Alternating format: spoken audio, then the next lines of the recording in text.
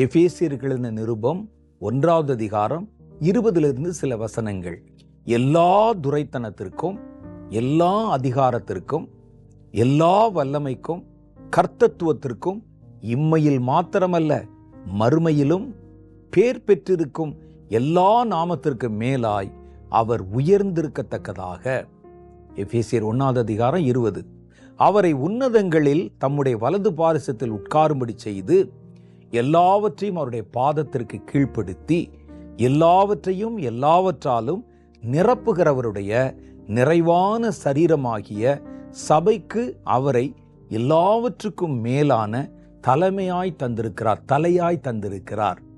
முதல் காரியம், எல்லா துரைத்தனங்கள் இருக்கே, உலகத்தில் இருக்கிற அத்தாரிட்டிஸ், உலகத்தில் இருக்கிற ஆளுமைகள், அவைகளுக்கு மேலாகவும் உலகத்தில் இருக்கிற அதிகாரங்கள் இருக்கு பாருங்க, அல்லது வானத்தில், பூமியில், பாதாளத்தில் எல்லா அதிகாரங்களுக்கு மேலே, எல்லா வல்லமைகளுக்கு மேலே, கர்த்தருடைய வல்லமை, சாத்தானுடைய வல்லமை, மனுஷருடைய வல்லமை, எல்லாருடைய வல்லமைக்கு மேலே இம்மையில் மாத்திரமல்ல, இந்த உலகத்தில் மாத்திரமல்ல மறுமையிலும் பேர் பெற்றிருக்க எல்லா நாமத்திற்கு மேலாக அவர் நாமம் உயர்த்தப்படுவதற்கும்.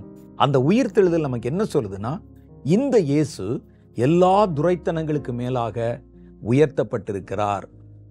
அப்ப எந்த துரைத்தனத்தையும் இயேசுவால பகிஷ்கரிக்க முடியும், கீழ்ப்படுத்த முடியும், அடக்க முடியும்.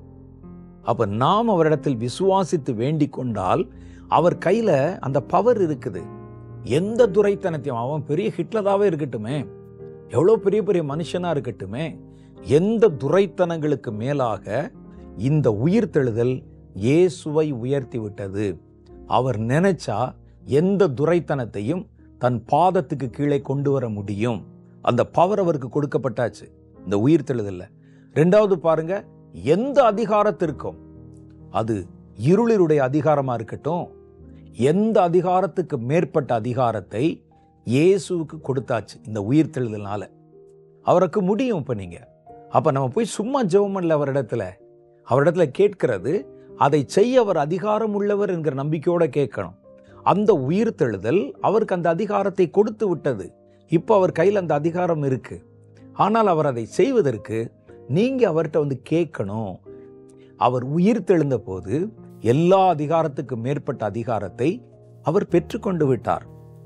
உலகத்தினுடைய வல்லமைகள் இருக்கு பாருங்க, எல்லா இருளின் வல்லமை, பிசாசனுடைய வல்லமை, எல்லா வல்லமைகளுக்கு மேலான வல்லமையை இந்த உயிர்த்தெழுதல் இயேசுவுக்கு கொடுத்து விட்டது. அப்ப இயேசு இந்த உயிர்த்தெழுதலால துரைத்தனங்களுக்கு மேற்பட்டவர், அதிகாரங்களுக்கு மேற்பட்டவர், எல்லா வல்லமைக்கு மேற்பட்டவர் என்பதை இந்த உயிர்த்தெழுதல் அடையாளப்படுத்துகிறது, அதை உறுதிப்படுத்துகிறது. இம்மையில் மாத்திரமல்ல மறுமையிலும் அவருடைய நாமம் உயர்த்தப்பட்ட நாமமாக இந்த உயிர்த்தெழுதல் அவருடைய நாமத்திற்கு ஒரு சக்தியை கொடுத்து விட்டது, ஒரு அதிகாரத்தை கொடுத்து விட்டது. உலகத்துல எந்த பேராலும் சாதிக்க முடியாததை இந்த பேரால சாதிக்கும்படிக்கான அதிகாரத்தை அந்த உயிர்த்தெழுதல் அவருக்கு பெற்று தந்திருக்கிறது. அவர் உன்னதங்களிலே, இந்த உயிர்த்தெழுதலால தான் அவர் உன்னதத்திற்கு ஏறி பிதாவினுடைய வலது பக்கத்திலே வீற்றிருக்கிற அதிகாரத்தை பெற்றார். இப்ப கிறிஸ்து எங்க இருக்கிறாருன்னு கேட்டா, பிதாவுக்கு வலது பாரிசத்திலே வீற்றிருக்கிறார். அடுத்து பாருங்க, எல்லாவற்றையும் அவருடைய பாதத்திற்கு கீழ்ப்படுத்தி, இந்த உயிர்த்தெழுதலால இயேசுவின் பாதத்திற்கு எல்லாம் கீழ்ப்படுத்தப்பட்டிருக்கிறது. அது தூதர்களானாலும் சரி, பரலோகத்தில் இருக்கிற மகிமையானாலும் சரி, பூமியானாலும் சரி, பூமியில் இருக்கிற அதிகாரங்களானாலும் சரி, இயற்கையானாலும் சரி, எல்லாம் அவருடைய காலுக்கு கீழே அடக்கி வைக்கப்பட்டிருக்கிறது, அவருடைய பாதத்திற்கு கீழ்ப்படுத்தப்பட்டிருக்கிறது. எதனால? அந்த உயிர்த்தெழுதலால. உயிர்த்தெழுந்த போது இந்த வல்லமை, இந்த அதிகாரம், இந்த ஆளுமை கிறிஸ்துவின் கைக்கு சொந்தமாயிற்று. அப்ப பாருங்க, துரைத்தனங்களுக்கு மேலான அதிகாரம், வல்லமைகளுக்கு மேலாக உயர்த்தப்படுதல், அதிகாரங்களுக்கு மேலான அதிகாரம், எல்லா கர்த்தத்துவங்களுக்கு மேலான கர்த்தத்துவம், எல்லா நாமங்களுக்கு மேலாக உயர்ந்திருக்கிற நாமம், பிதாவின் வலது பாரிசத்தில் அமர்ந்திருப்பது, அவரை சபைக்கு தலைமையாய் இருப்பது, இது எல்லாவற்றையும் அந்த உயிர்த்தெழுதல் அவருக்கு கொடுத்திருக்கிறது. இந்த உயிர்த்தெழுதல் வந்ததினால்தான் பிதாவிடத்திலே உங்களுக்காக பரிந்து பேசுகிற ஒரு நல்ல ஆசாரியனாக கிறிஸ்து மாற்றப்பட்டிருக்கிறார். அவருக்கு அந்த அதிகாரத்தை இந்த உயிர்த்தெழுதல் தான் பெற்றுத்தந்ததாக கர்த்தருடைய வேதம் சொல்லுது. அப்ப அந்த உயிர்த்தெழுதலினால் உயிர்ப்பிக்கப்பட்ட கிறிஸ்து பிதாவின் வலது பார்சத்திலிருந்து நமக்காக பிரதான ஆசாரியராக பரிந்து பேசுகிறவராக இயேசு மாறினாரே. இந்த உயிர்த்தெழுதலால் தான் அந்த அதிகாரம் கிடைத்ததாம். பாருங்கள், எபிரேயர்களின் நிருபம் 4வது அதிகாரத்துல 14வது வசனத்திலிருந்து சொல்லுகிறது. வானங்களின் வழியாய் பரலோகத்திற்கு போய் தேவகுமாரனாகிய இயேசு என்னும் மகா பிரதான ஆசாரியர் நமக்கு இருக்கிறபடினாலே நாம் பண்ணின அறிக்கையை உறுதியாய் பற்றி கொண்டிருக்க கடவோம்.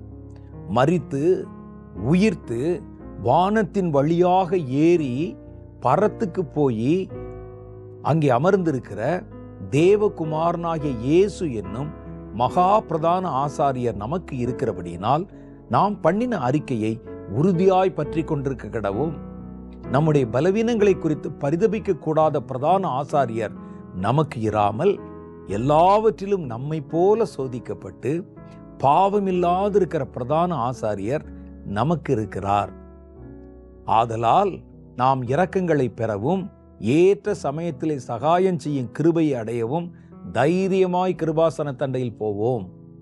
அவர் அங்கே இருக்கிறதுனால தான் அந்த தைரியம் நமக்கு வருது. அவர் உயிர் தெழுந்ததுனால தான் அவர் அங்கே இருக்கிறார். அப்ப பாருங்க, இன்னைக்கு நம்ம பாவம் செய்து விட்டால் கூட அவன் நம்ம கிருபாசன தண்டலை தைரியமாய் போய் நமக்காக பரிந்து பேசுகிற, என் பலவீனத்தை புரிந்து கொண்ட ஒரு ஆசாரியர் இருக்கிறார் என்கிற நம்பிக்கையோடு நம்ம போறோமே, தைரியமா போறோமே. அந்த தைரியத்தை கிறிஸ்துவினால் நம்ம பெற்றுக்கொண்டிருக்கிறோம். கிறிஸ்து பிரதான ஆசாரியராய் இருக்கும் அந்த அதிகாரத்தை இந்த உயிர்த்தெழுதலாலே பெற்றிருக்கிறார்.